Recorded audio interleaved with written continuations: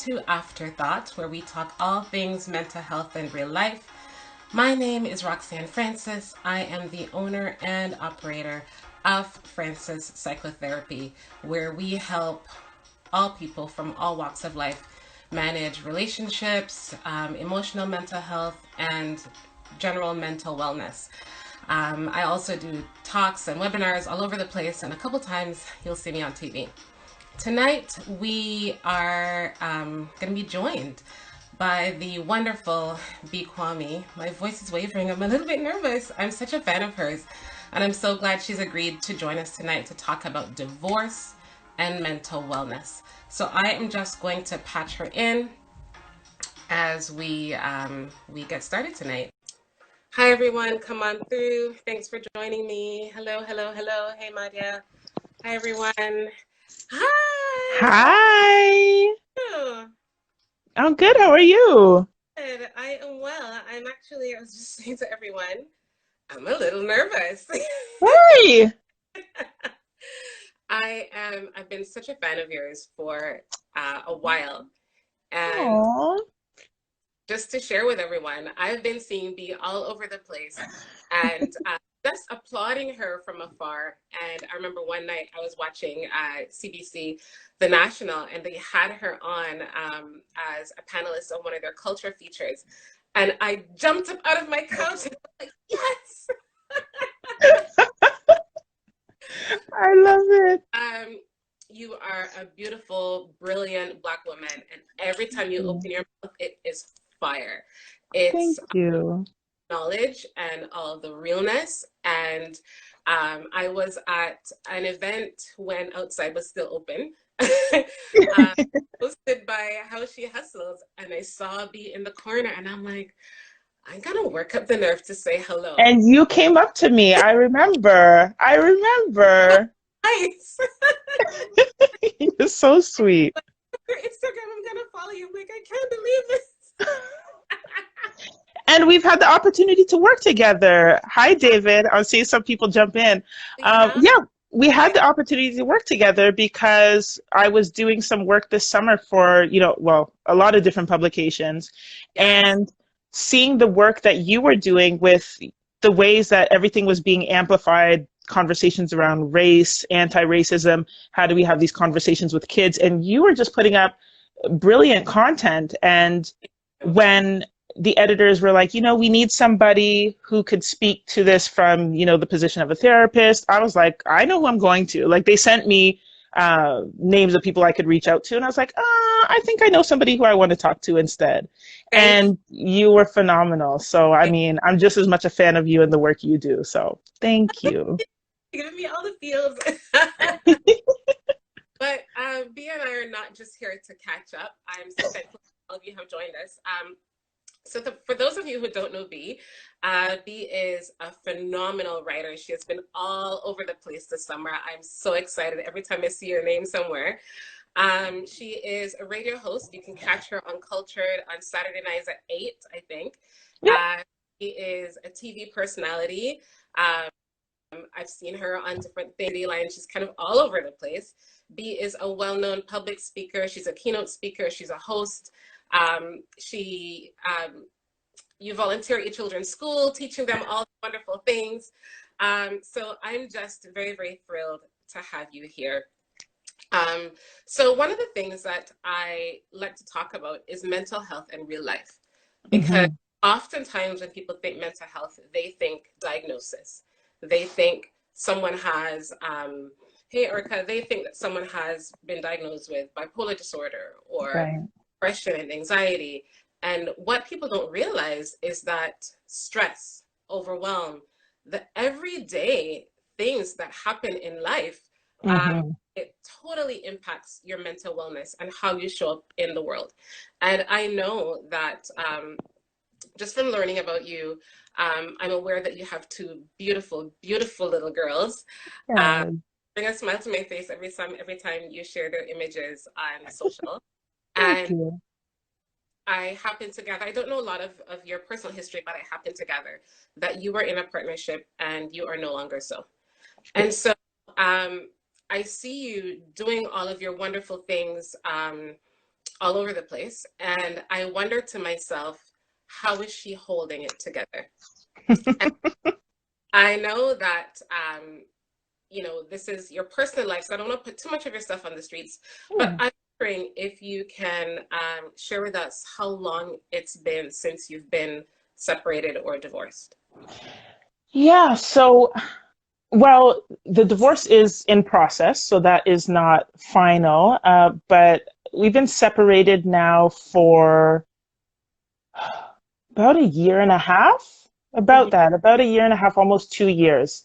Um, and I mean, during this pandemic time, it feels like time is a weird construct now anyway, because we're sitting here in the house for months upon end, Right. and it feels like time is going fast and it feels like time is going slow. So even to think about answering the question, it feels so odd because it feels like yesterday and it feels like a lifetime ago at the same time. But it's been, yeah, almost 2 years. So yeah. And how, I'm just going to jump to Mhm. kind of emotions you think you go through in like a day or a week. Do you find that you're okay for a while and then suddenly something hits you and then it's difficult, or do you find that it's been difficult consistently? So I would say early on, it was difficult consistently. And Hmm. it's funny because I remember very early on, I did an appearance on City Line, and we did a panel, and one of the panelists was Catherine Reitman, who is the star and creator of the show Workin' Moms, if people have seen it Right. on CBC or on Netflix. And the new season of the show is about to start. So along the lines of what we were discussing in the panel, they were going to show a clip from the upcoming season premiere. And the clip aired, and for people who don't know, when you tape City Line, it's live. You're in front of the audience, you're taping live. So we could see the TV screens, and they were showing the clip from the episode, and something in the episode was very triggering to my personal situation. That at that time I hadn't told really anybody. Close friends didn't know, family didn't really know what was happening. And I remember just kind of blanking out. I'm watching this episode and I'm hearing everybody laugh, and I know it's funny, but I'm watching this moment on TV and just thinking about how that is just my life playing out on TV. Mm. And then I heard Tracy Moore start talking again, introducing the panelists, and I was like, okay, you gotta get back into it. So I would say very early on, it was very difficult, but I had to keep going for my daughters. I had to keep one foot in front of the other. And work was going amazing. So different opportunities were coming up and I didn't want to lose them. So I think I was very numb for a while Mm. because I didn't give myself the time to process a lot, because I was just like, let me just keep going. Let me roll with the momentum of work. Let me roll with what my kids need, and I'll figure out the rest later.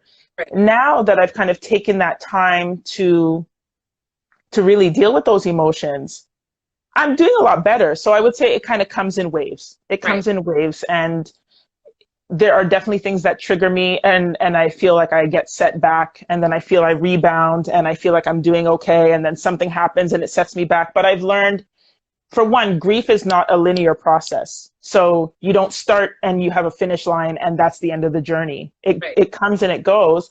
And I just tell myself, as you're going through this process, the goal is not to, I mean, it'll be great when I get to the point where I'm not triggered by anything and life moves on and everything is great. But at least in the moments, I tell myself now, okay, did you rebound a little bit quicker this time than the last time you fell? If you Right. did, then that is a sign of progress. So don't worry that you fell back. Don't worry that something knocked you back in depression or knocked you back into um, being very sad or being very angry. Hmm. If the last time, if I was down for a week, but this time I'm only down for 4 days, Mm. that's an improvement. So I've kind of given myself that grace to understand it's a process, and I'm always moving forward. I love that.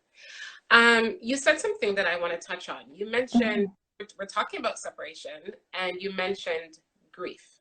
Mm-hmm. A lot of times people think that grief is about the physical death of someone when Right. someone dies, right? But in my work, and as you've so rightly ascertained that Mhm. grief is something that happens when um, you lose a dream, right? Mhm. A dream dies, a relationship dies, hope dies, expectation dies, and we have to close that door or close that chapter, Mhm. right? And, research indicates that next to the physical death of a loved one, Right. that the death of a relationship through separation and divorce um, is the next stressful thing. Is that something that you think you would agree with? 100%. 100%. There was a quote that I read once about grief, and it was a longer quote, but the part that stuck with me is it said, "Grief is love with no place to go." Yes. And if you Yes. think about it in terms of the physical death of a loved one, Right. where you're left with this love that you want to share with this person and they're no longer there. I would say it's the same with the ending of a relationship, even if, and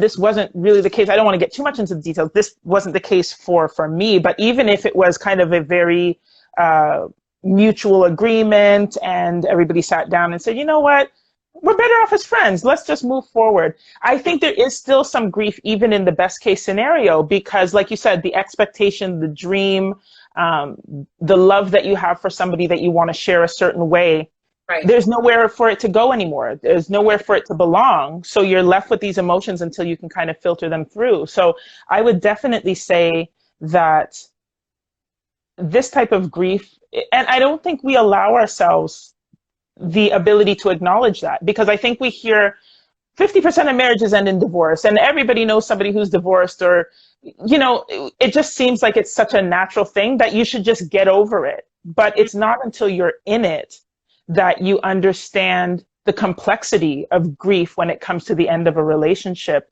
And I would try to sometimes tell myself, just get over it. Your mom went through this, your Mm. aunt went through this, Mm. this friend went through it.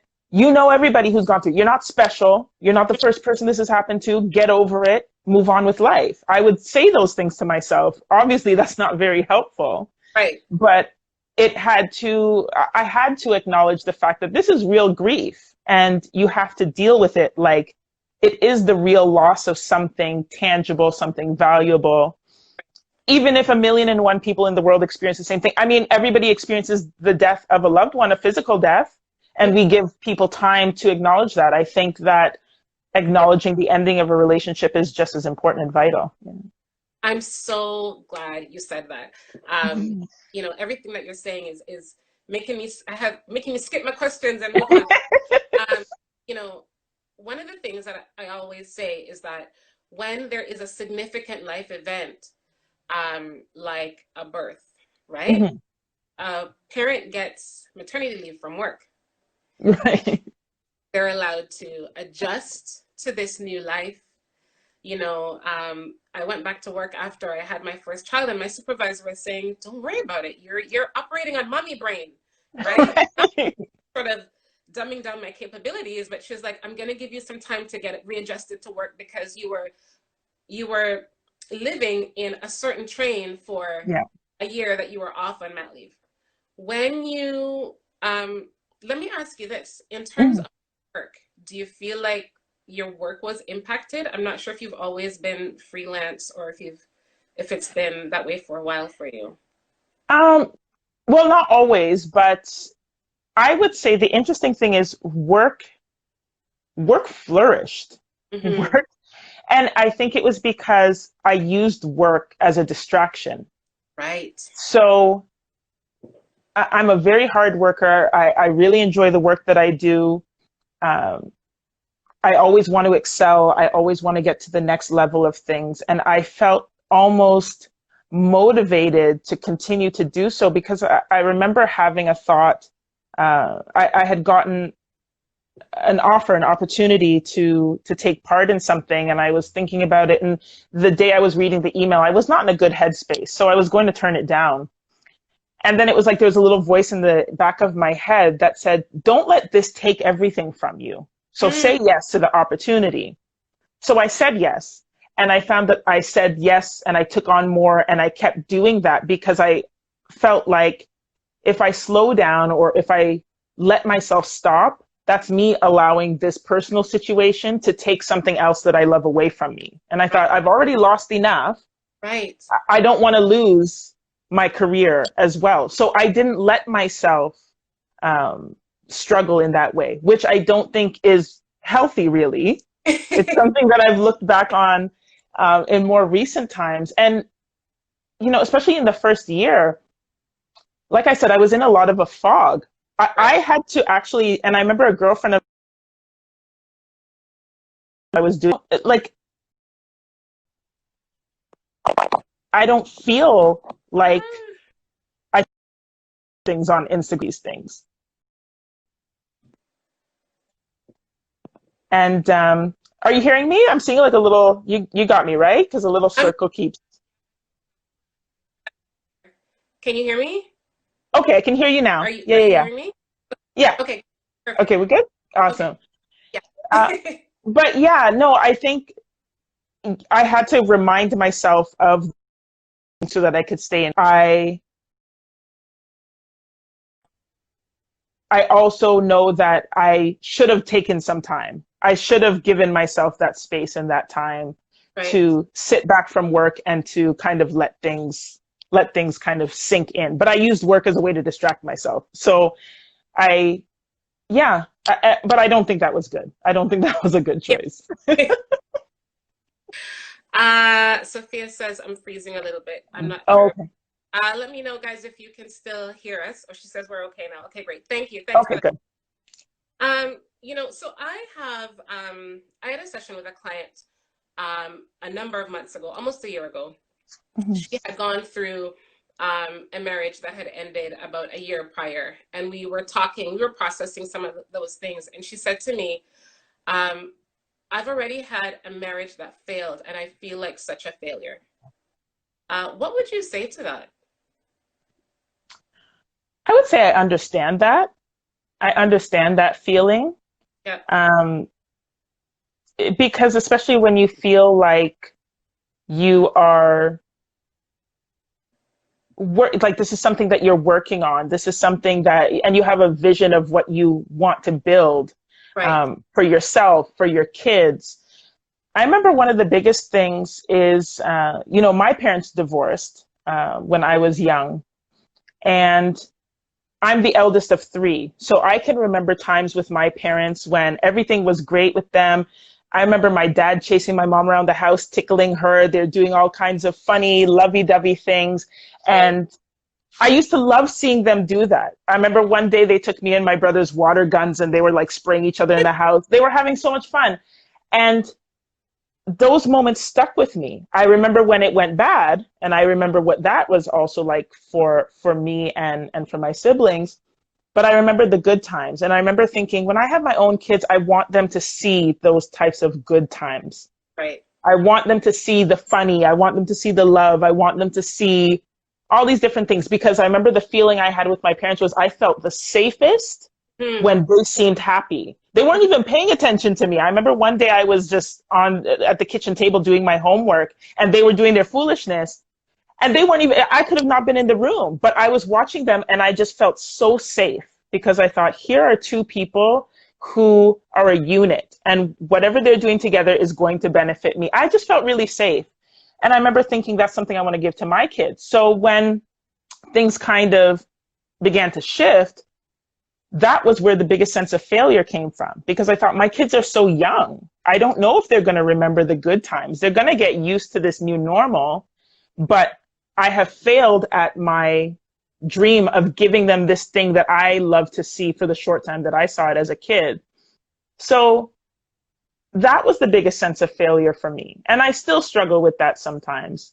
But I have I always say there's like a logical voice in my head and then there's the emotional voice, and they talk to each other all the time.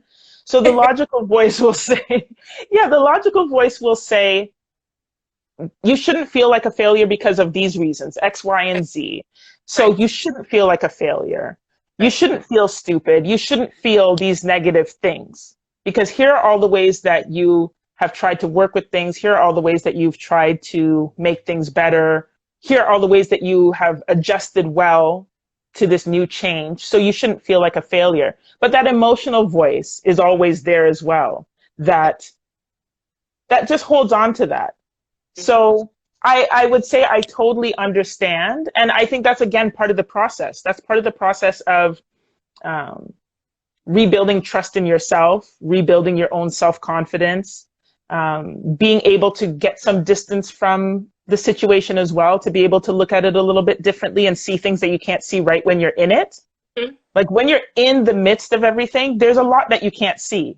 Right. So sometimes it takes you time to step back and to be able to assess, and you can understand where those very, very painful feelings come from, but then you can have some more nuance to it, to be able to like forgive yourself for those negative things. That's another big thing is I'm very critical of myself just in general. In general, when it comes to my work, when it comes to raising my kids, I'm very critical of myself. I say there's nothing anybody can say to me to critique me that's worse than anything I say to myself.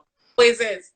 Yeah, exactly. So it's like, this is another thing, right? When it comes to a relationship and the work that you put into a relationship and what happens when it doesn't work out,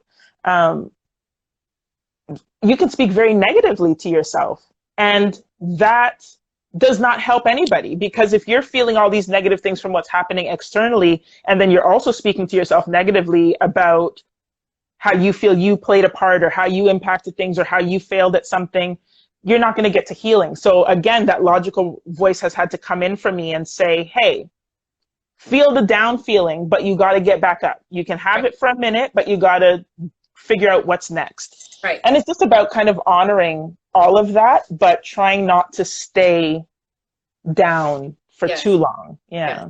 Yeah, I agree with you. Sophia says that we're going to cause tears again. Sophia, don't cry. We're all together. And one of my girlfriends on here, she is a grief specialist, and she says, you know, that logical piece and that emotional piece, like they can coexist, and they're both valid. Right? For sure. It's so true. It's so true. And they balance me out. So, I mean, there's no way I could just have one or the other. I need them both. So yes, so they're definitely both valid. That's very true. Yeah. I wonder, how did you manage with, I'm not sure if you had any of this in your space, but excuse me, but those who would, those insensitive, nosy Nellies who they shouldn't ask, you know, especially from, if you have West Indian people around you. Oh, yes. Who can ask, you know, just say whatever's on their mind, right? How did you manage them? Did you have people putting their nose where it shouldn't be? Oh, 100%, 100%. I have to say, it was not family. And from both sides have had incredible support. So I was laughing and I like got water all over myself when you started talking about the nosy Nellies. But yeah, no, family has been amazing and has given me space and all those things. So yes, you know, typical West Indian family, you're like, uh-oh, here we go. Auntie gonna want to know this, and so is gonna want to know. Luckily, I did not have to deal with any of that. Good. I would say where those types of things did come into play, where it's just because of kind of who we are as people. So I mean, oh, my sister-in-law is on here. Cassandra says, your family's got you. I know you guys do. Thank you. But I would say, you know, and I don't claim to be like famous or anything like that, but I do a lot of work. People, like you said, people see me around. I pop up here and there. And when I started writing, I actually started by blogging. And I started blogging in 2011, the same month that we got married. And I would share different things about marriage. Again, I would screen it with him to be like, okay, I'm going to post this. You cool with that and everything? So, you know, that was always done. And it wasn't like I was trying to make my brand like, oh, you know, young Black married women, and let me tell you how to get a man and how to keep a husband. That's not what I was doing. I was just writing about different parts of my life, and this is part of my life. So I would write about different things. So, and he's also like well known too. Like he's got a huge circle of people who know him with the work he does and everything as well. So our circles are pretty big. And you got to think like when you have circles, you have like your friends, you have like your people in the middle. Yep. Then you kind of have your acquaintances, the people you see out, the people who just kind of know you, and all of those different types of things. And but because I would write about my relationship, I would post pictures. I'm not one of those girls who would like post a picture of me and my partner on Instagram and like hide his face. People knew who he was. We're out here. I'm showing pictures of the kids. So of course, once it became kind of known that things were not as they were anymore, Right. a lot of people did try to get answers and find out what happened. Oh my gosh, you guys seem so perfect, and you guys had everything, and oh my gosh, you guys had the kids and the house and the this and the that. And it's like, I know what I had. You don't have to remind me. I know Right. what I had. But I will never forget, and it was actually at the same How She Hustles event that you and I first spoke at, because that event happened about a week after I wrote my piece for Zora magazine about the grief of my marriage ending. And that was the first time I said anything publicly about it. So when I shared it on Facebook, on Twitter, on Instagram, that's when a lot of those people who were not in that close circle, that's when they found out what was happening. And I remember being at the event and having a lot of women who had read it come up to me and thank me and kind of give me that love. But one person said, wow, I guess it's really hard to balance a marriage and take care of a husband when your career's so busy, kind of insinuating that I chose my career over, Right. nourishing my relationship. And yeah, I was so shocked. And I remember I saw somebody out the corner of my eye and I just said, I gotta go catch her before the event starts. So I'll catch you later. And I just kind of beeline to this other person. But that's the thing, people who make assumptions about, oh, well, it must have been this, or it must have been that, or she must have done this, or this must have happened. And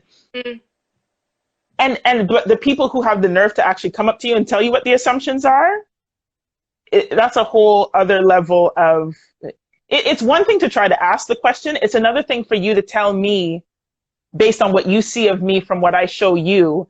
Right. You're going to tell me what you think I did or what was my fault. I was too busy. I was too career driven. I was trying to be too successful. They have no idea. No idea. So, I mean, yeah, just things like that. Luckily, I would say a lot of people there's been way more positive support and all of that than the negative. So I would say I'm very lucky for that. Yeah. But those moments pop up and it's like, okay, you really tried it. Like this is, you're doing a lot, but it happens. And I brace myself for it. Of you, everyone's like, I'm kissing my teeth right now. Rude people. I love it. I love it. Thank you, everybody. Yes, rudeness. I couldn't believe it. Okay, so I wonder. So Hollywood, right? When a woman is, uncoupled, yeah, she finds a whole gaggle of girlfriends, and she goes to the bar, or she goes to the club, or she finds a man out there somewhere. This idea that you're gonna go out and find yourself and figure it all out by partying with the girls. What do you into that? It's the whole, Stella got her groove back. Everybody's always thinking about getting your groove back. And just before I finish, I think it was Sophia who had a really good question. I saw she popped in there about talking to family and friends. So I want to get to that after, but this is a really good one. So yes, I would say, my close girlfriends, we talk every day as it is, but when I was in kind of the depths of everything, it was, they were like my constant supports. And we would joke about things at first. Like they would kind of joke to make me laugh and say, oh, girl, wait till summertime. You're going to be out here and everybody's going to be like, oh, I can talk to Bee and da da da da da. And you're going to be beating men off with a stick and you're going to be doing this. And I mean, in those days, I was just like, I don't even want to hear it. Like, I don't think that's going to happen. And I'm just not mentally there. So I would say, that was definitely something that was done, and we discussed it kind of like to bring some levity and to bring some humor to things and to bring some ideas of hope. Because I remember saying to some of my girlfriends when they were joking about it, and pandemic Stella, yeah, pandemic Stella now. but but I remember saying, like, who's gonna be interested in me? Who's gonna care? And I remember distinctly saying, I'm a washed up bitch who's got 2 kids. Who's going to be looking to talk to me? And they're like, what are you talking about? Like, what are you talking about? Seriously? Yeah. And it wasn't even something that I was like, oh, I need to jump into something new. Like, that was not even where my head was at. But I couldn't even see that as a possibility just because I didn't even see value in myself that way. And, me and my girls took a trip to Barbados for Carnival last August. And that was like, they were like, hey, it's going to be a girls trip. We're going to be out here. You're going to feel good. You're going to bring all your cute outfits. Every day you're just going to look cute. We're just going to take a whole bunch of pictures of you. You're going to pose up. We're going to do all this stuff. You're going to have your fun. And that really was, it wasn't the whole, like, I didn't get into like, oh, I'm going to go find a man in Barbados. That was not it. But it was just being able to feel like I came back to myself in a way. Good. And that trip was like, it was like something in me. It almost felt like I had been barren inside for so long. And then I had that trip. I knew my kids were okay. I was out with my girls who I love. We were in Barbados. We were playing mass. It was amazing. And almost every day it felt like in the pit of my stomach, there was like a little shoot that popped out of the rubble. And then it kind of shoots off, and it was shooting off. And then there's little buds. And it felt like, okay, something's happening. I'm coming back to myself.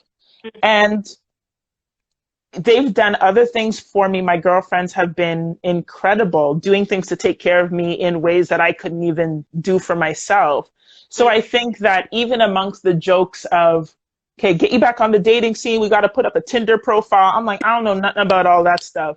But I think the ways that those moments helped me to just come back to myself, so I could stop thinking of myself as that washed up bitch with 2 kids who's going to care. I could come back to myself and get more of that, rebuild my self-confidence and rebuild that strength and resilience to be like, okay, this is what life looks like now. We got to keep going, and other good things are going to come. So the trope is there. And the jokes about Stella and Bee and whoever getting her groove back were there.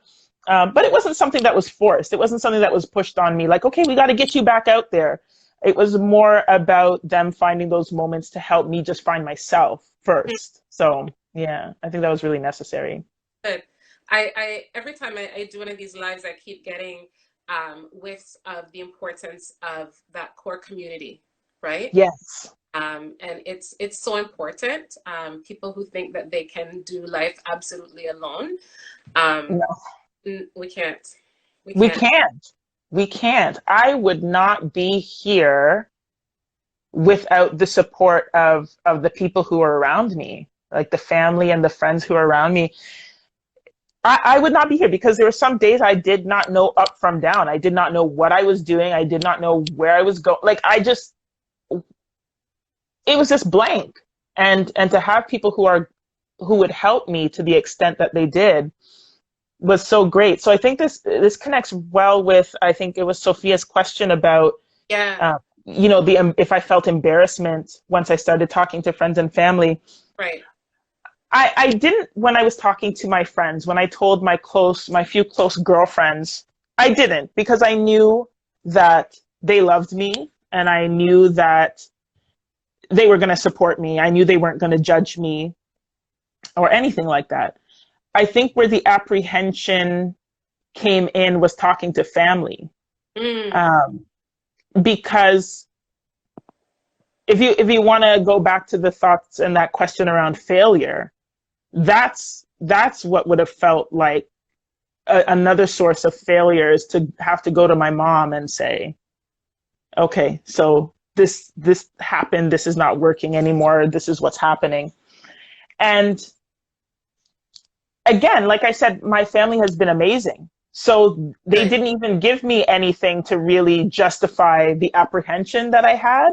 I Right. think it's just, like I said, I'm the eldest of three, and my brother's married, and everybody's grown, living their own life, but I feel like people look up to me.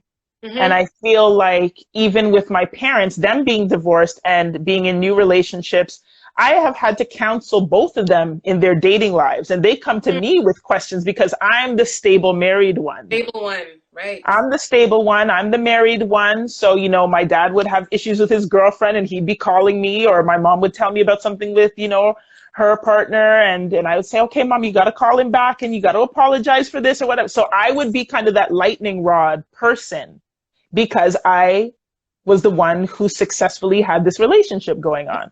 So I was apprehensive about it because I thought, okay, here I am, and I'm not going to be that person anymore. I that's what it felt like to me, right? Because it's Right. like there's this unit. And again, I was never trying to portray anything false about my family, my relationship. I was never trying to put on a veneer of perfection. Um, None of that, right? But I felt like I didn't want anybody to think, oh, wow, she made it look so perfect, and clearly it wasn't, Mm. right? So I think those were things that internally were kind of going through my mind.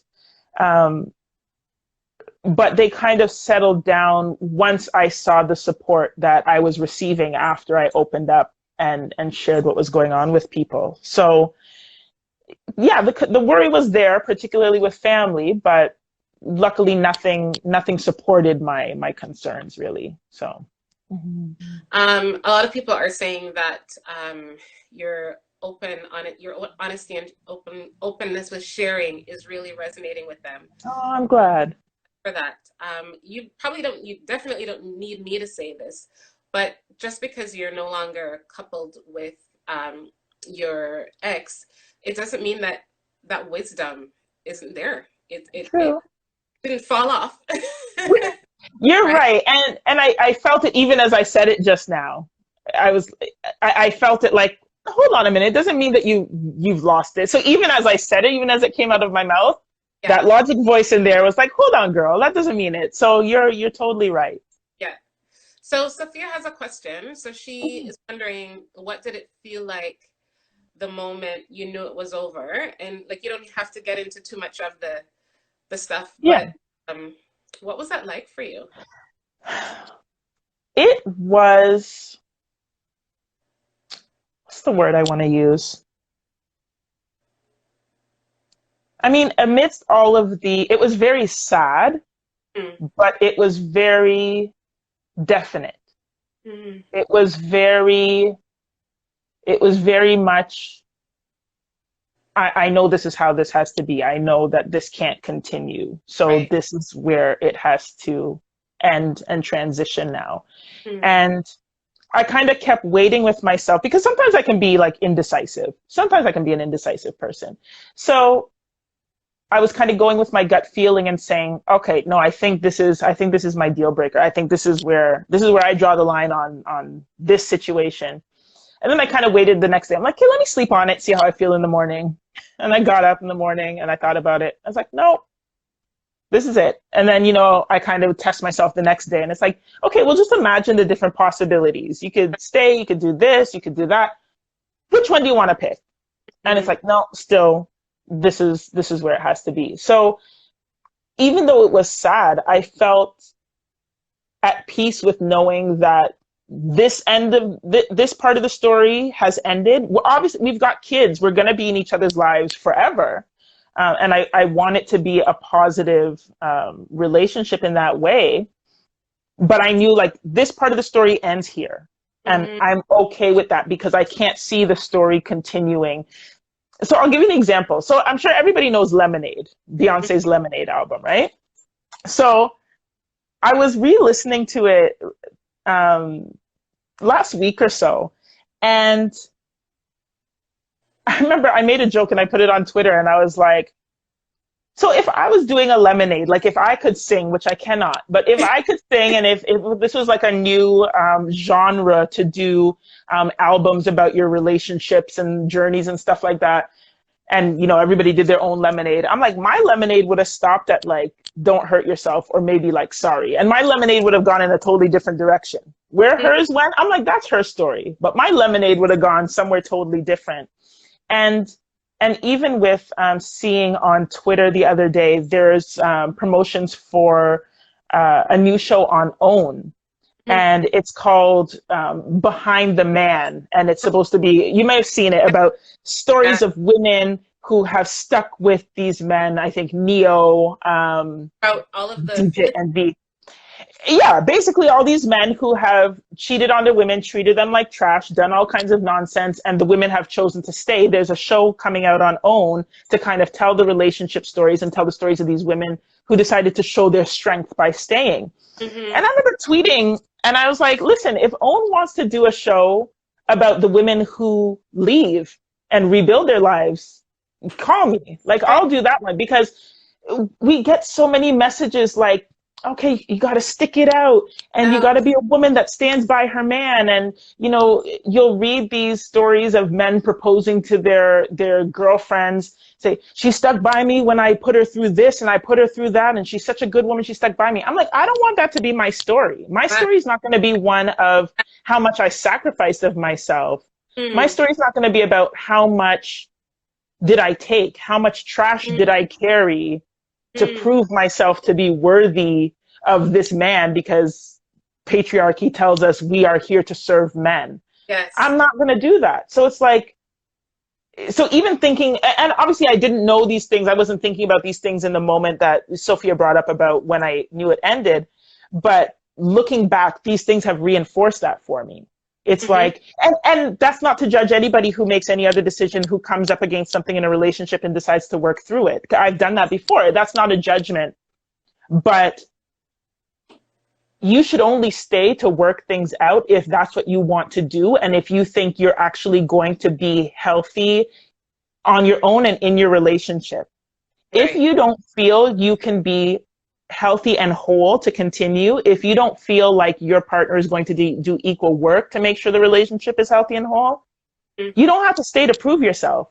You don't have to stay to be the good Christian. I mean, I had that with other older family members who have been through all kinds of horrible stuff in relationships, but Christ says, and I was like, not to be blasphemous, but I'm like, I don't think that's what my God wants for me. My God does not want me to suffer. So I'm not going to do that. My God gave me enough sense to say, girl, this is not for you. You got to switch this out. Yeah. So, yeah, honestly. So I think that, yes, it was a very sad moment, but it was definite for me that, okay, this relationship between him and I is going to obviously continue because of our kids. And it has to continue in a way that is going to be positive for my kids. That's another thing, because when my parents' relationship broke down, it was not good. I saw things that I should not have seen as a child, heard conversations I should have not have heard. And I did not want my kids to ever feel like how I felt. And that's not a judgment on my parents. They did the best they could with what they had and what they knew at the time. But there are things that I have always thought, okay, I don't want my kids to see me arguing. I don't want them to see this or to hear that or to, different things. So again, it's just knowing that this chapter has ended, and I'm okay with this chapter ending, and then we get into a transition period. And then maybe, hey, him and I become the couple that you see on movies at their kid's wedding, who are joking around, best friends, and they're hanging out with each other's new spouses, and it's all good. That might be where it goes next. I don't know. Right. But where it was had to end where it was. And so it was peaceful. It was sad, but it was peaceful, because I knew that I was okay. I didn't know what the future was going to be, but I was okay with calling it at that point. Yeah. Mhm. You know, it's interesting. Nicole says, my gut and your gut are one and the same. I love it. I love it.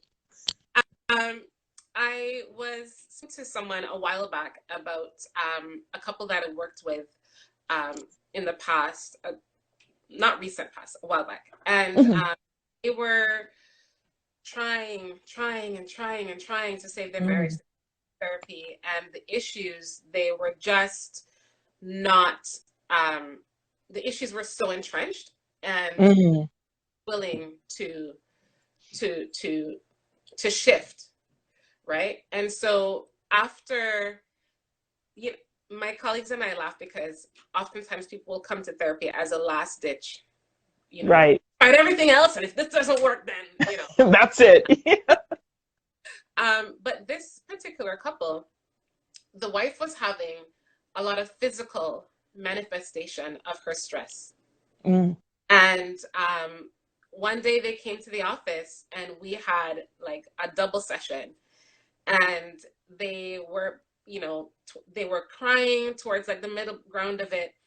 And I said to them, listen, I want it, like, I was like, okay, I'm not messing around here. Here's what we have on the table. This Yeah. is what it is. And these are the issues, and neither of you are willing to budge. What are we going to do with this? And so in that session, they decided that through a lot of tears, because they were married for over 10 years, they Wow. that they were going to separate. And so then they booked another session a week later and they came back. And they said after the session, they went to a coffee shop and they had the longest, most honest talk that they've ever had with each other. And the Wow. wife was like, all those pains that I was carrying, I don't have them. Like, I woke up the next morning and they were gone. Right. Wow. And, you know, they were talking about how, what it would be like to separate well. And I walked them through that process. And the husband was saying, but I don't see this on TV. You know, you don't, you only see the people who are arguing, yelling and screaming. And I said, yeah, that's not sexy. It's, it's not sexy to put that on TV. The Yeah. couple separates and they co-parent well. And they still go to the parent teachers meeting and they still go to the hockey practice or whatever that looks like. And so they have managed to separate well and Hmm. still do um, joint sessions around the co-parenting piece and getting used to a different kind of relationship with each other. Um, you know, although it's difficult, it if both parties are willing to you know, work at it, it's certainly. Right. Um, Dion on here says, I felt enormous guilt that my kids would not have a father in the home and still do to some extent. How do you address that? Is that something that you think you can speak to? Uh, I can speak to it to an extent, I think, because I would say the co-parenting situation is something that's working really well. So, um, and that's something that we were both very adamant about in making sure that whatever was going on between us, the kids are the center. So, you know, they are with him, they're with me, so they get their daddy time, they get their mommy time. But it does come up sometimes, especially with my older one, where like it's tough with young kids. It's tough with young kids because my kids they're 6 and 3, so they're young, but they're very smart. And I always want them to feel like they're not being dragged along in this family, that they're part of the family. So you know, when I had to explain to them that we were going to be selling the house, you know, I wanted them to know about that. When I had to explain, okay, mommy's going to have a different house, daddy's going to have a different house, and kind of talking through things. And it's been an ongoing, evolving conversation as I feel they're able to kind of absorb more information. Right. But there's been times that my older one has said, when are we going to go back to our old house? And Mm. like, when are you and daddy and all this, when are we just going to go back to our old house? Because I When is just it? want to go back to, yeah.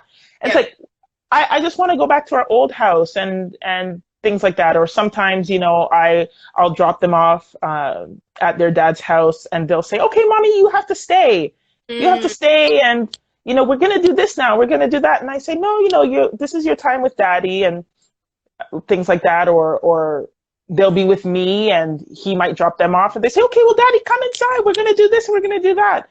And so I think that in those moments, I can see areas where I wouldn't say I'm trying to overcompensate, because it's not like they don't see it. It's not like he's totally out of the picture. He's not. It's just not the same family structure and dynamic they're used to. right. And I don't know. It's just about having conversations with them at the stages that I feel they can accept them. But I think sometimes as the parent, there's certain conversations we don't want to have with them. So we think that they can't handle it, and we tell ourselves, well, they're too young. They won't understand. Meanwhile, they totally understand. They're just waiting for you to fill in the gaps. But I think I would say, if this is a situation where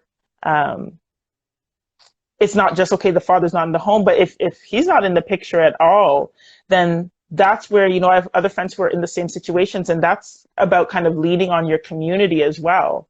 So it's tough when you're dealing with another adult and you know what the right thing should be. I remember seeing this even with my own parents and things that were happening with them, and having to kind of separate the type of emotions and conversations you want to have when it's you and that other adult, where you want to like shake them and be like, why can't you just think about the kids, or why can't you just, Right. whatever it is, versus when you're with the kids and you have to have a different type of conversation. It's mentally exhausting to switch your brain from those types of things. Yep. But yeah, I don't even know if any of that helped. Just to say, it's difficult. It's very difficult, especially when you're trying to navigate your own emotions and just get through the day on your own and get through these changes on your own, with other kids who you have to explain that to. So I would say just trying to be open, trying to talk to them about their feelings as much as possible, so they at least feel like somebody's listening. If that helps, that's what I try to do with mine a lot, and just let them know they can always come to me, even if it's to say they're mad at me for whatever reason. I want to know that, if mommy did something and I need to apologize, I want them to tell me that. So I think just keeping those windows open, so that if something comes up, then I can go back to their dad and I can say, this is the conversation I had. We might need to sit down and figure out how we respond to this for her. And even though we're not physically in the same house, having those conversations with them where we can still do that together, so they see we're still a unit as it relates to them, even if we're not physically together. So it's tricky. It's tricky. That's all. And I'm still figuring it out. Yeah. True, right? Yeah. It's all the things, the stressors that impact our our mental health. It's a day-to-day process, right? And every day it changes.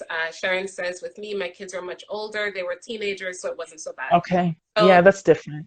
depending on the ages of your children, it will impact how much you have to explain and manage. So we're getting close to the end of our time on IG before they kick us off. If you could think of 3 tips for someone who is going through separation and divorce, to help them sort of manage their mental health, what would you say? What would you say? 3 tips. One, I would definitely say curate your support system. So figure out who are the friends and family you can open up to. Right. And that might look like different things. Like, I know if I'm in a super, super bad space and I am, bawling and I can't even formulate a sentence, I'm probably not going to call my mom, because she's going to get way too anxious and worried. I'll call my girlfriends for that. So you kind of have to know who fits in. Yeah. Who to go to for what. But curate your support system. And that could also be, if you're going to therapy, if you're seeking some type of faith-based support, curate your support system and know plan out who you can reach to in these different stages, whether it's a crisis moment, whether it's okay, this friend's been through this before. I need somebody to bounce this idea off of or these thoughts off of. Figure out kind of who fits what role. So when you're in those moments, you know kind of who to go to and you know who you can trust. The next step I would say, or the next tip would be have have a lot of patience. You have to have a lot Mm-hmm. of patience because you will have a lot of emotions that you could never predict that you will deal with through this process. And they will catch you by surprise sometimes. You might feel like you shouldn't feel a certain way. So you need to get over it and hurry up and get over it. Have patience with yourself through every stage of the way. Right. Um, and I think to go along with that, I would also say, know that, and it sounds so cliche, but having like living through this and continue to go through it, I know it's true that better will come. Better will, Yes. you don't, Yeah. it seems bad and it seems like you don't know what the next step is going to be. And trust me, I had some moments where I was like, I don't know what's going to happen next week, next month. I don't know where I'm going to be. I don't know what this is going to look like. Um, it can get better. Mm. And somebody says, yes, don't beat up on yourself. For sure, have that patience with yourself and with everything else that's happening around you, and use that to make sure that you're giving yourself grace. But I think the third thing I would add, and maybe this is just because I'm a writer, but journal, Yeah. write, and not just for the moment to get your emotions out, but to look back on it later. It is, Okay. like I said, so much was a fog for me. Mm-hmm. So I didn't even remember certain things. And then I go back and read my journal. It's like, oh yeah. And then I see how far I've come, even though I still have so much further to go, I think. Um, but to be able to look at your journey and look at your growth through that type of medium, I think Yep. is really powerful when you feel like, oh my gosh, I don't think anything's changed. You can go back and you can see how much things have changed. And that could Yep. help propel you to keep Yeah. going forward. Yeah. Amazing. You have shared so much with us. It's been like 58 minutes, and I feel like the time has just flown by. I know, and we could So keep I know that going. you could. You probably have a lot of things on the go. Tell our wonderful people where they can find you, how they can read about you, hear you. Yes, yes. So everything is Bee Quammie. So I mean, you'll see it BeeQuammie.com is my website. Has all my writing. I need to update it this weekend actually, so just bear with me. Instagram, Twitter, Facebook, all Bee Quammie. So you can keep up with me through socials. Like you mentioned, I am on AM 640 Toronto every Saturday night for the Cultured radio show. So you can hear me talking all kinds of stuff there as well. And what do I have going on now? I have a piece in the November issue of Fashion Magazine, so you can pick that up. I think they're going to be putting that on digital soon. So you can check Yes. that out. And I have some other things coming up with CBC and some other stuff. Just follow me on socials, and I always blast when I have all these different things. So, yes, you can keep up. But thank you so much for giving me this space and Yeah. allowing me to speak. And I hope it was helpful to folks because it was helpful for me. So, thank you so Oh, much. Thank you for the work you do. sounds like it was helpful to everyone. Everyone's saying thank you. Thank you for being so open and honest and raw with us. My goal is always to talk about mental health and how it impacts our real life. So thank you so much.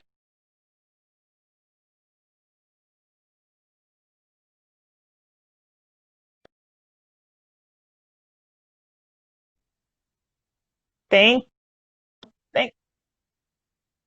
All right, we'll talk soon.